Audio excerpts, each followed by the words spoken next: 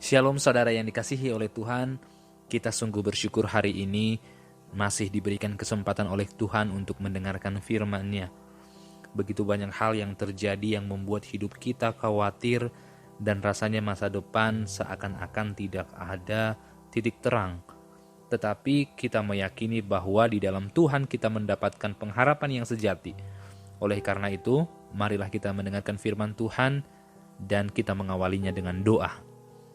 Bapa dalam surga, kami bersyukur untuk kasih setia, kesempatan dan pertolongan Tuhan yang boleh kami rasakan sampai sejauh ini. Tuhan, kami sungguh-sungguh meminta pertolongan-Mu, berilah kami firman-Mu dan jelaskanlah kepada kami supaya kami memahaminya. Dan biarlah Roh Kudus-Mu yang menguatkan kami untuk melakukannya.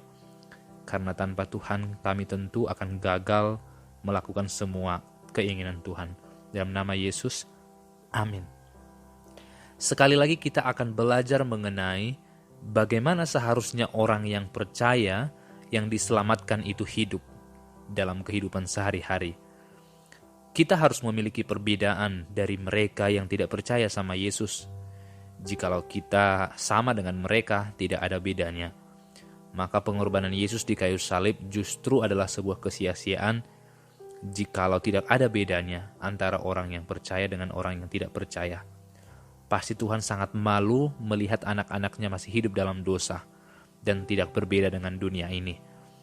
Oleh karena itu Yakobus sekali lagi menjelaskan kepada kita dalam Yakobus pasal yang kedua ayat yang ke-14. Yakobus memberikan pertanyaan demikian. Apakah gunanya, saudara-saudara, jika seorang mengatakan bahwa ia mempunyai iman, padahal ia tidak mempunyai perbuatan?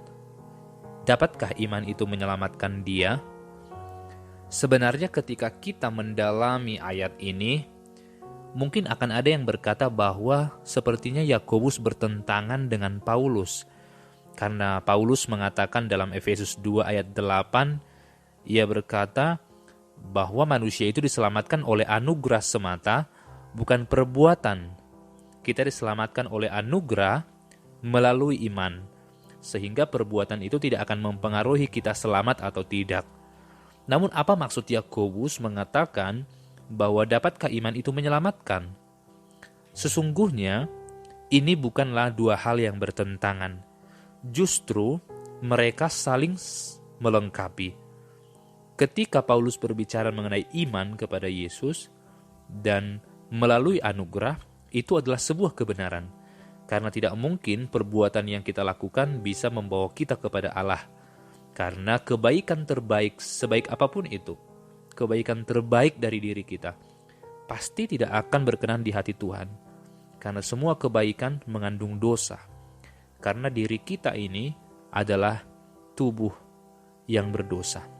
Maka segala sesuatu yang keluar dari diri kita adalah berdosa. Namun, ketika Yesus mati bagi kita dan kita percaya kepada kematian Yesus dan kebangkitannya, maka keberdosaan kita itu telah diampuni oleh Tuhan, telah dihapuskan, sehingga kita dapat melakukan perbuatan-perbuatan baik yang memuliakan Tuhan. Sehingga kita tidak boleh memutar konsep dari kedua hal ini. Kita percaya dan kita diampuni terlebih dahulu, baru kita bisa melakukan perbuatan baik. Bukan karena kita melakukan perbuatan baik sehingga kita diampuni. Sehingga Yakobus ingin menekankan bahwa sebenarnya orang yang percaya itu, orang yang telah diselamatkan itu, akan melakukan perbuatan baik. Inilah yang saya katakan tadi, bahwa orang percaya harus berbeda dari orang-orang yang tidak percaya.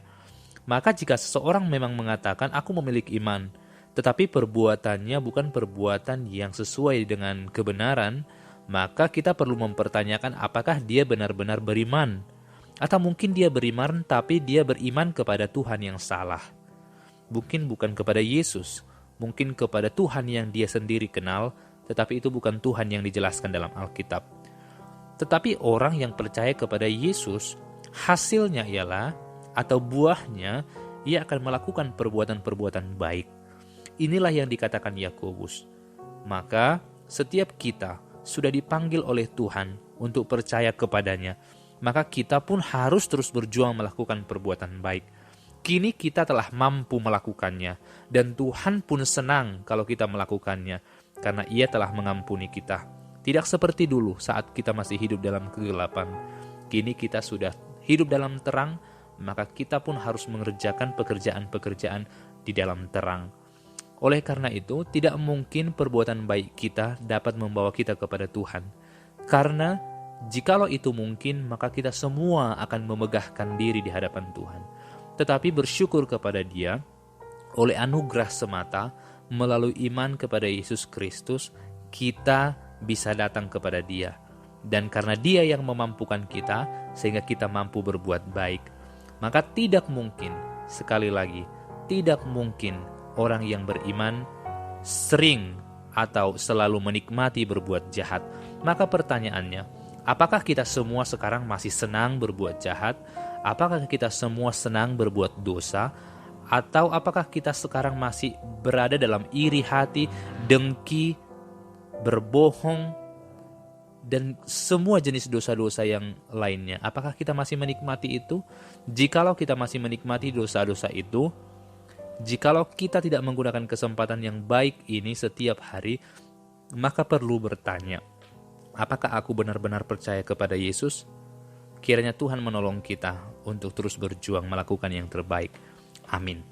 Bapa dalam surga, kami percaya ketika kami memutuskan untuk beriman kepadamu, maka Engkau sendirilah yang menolong kami untuk melakukan semua kebaikan itu. Tolonglah kami untuk memuliakan Engkau selamanya. Dalam nama Yesus Kristus, amin.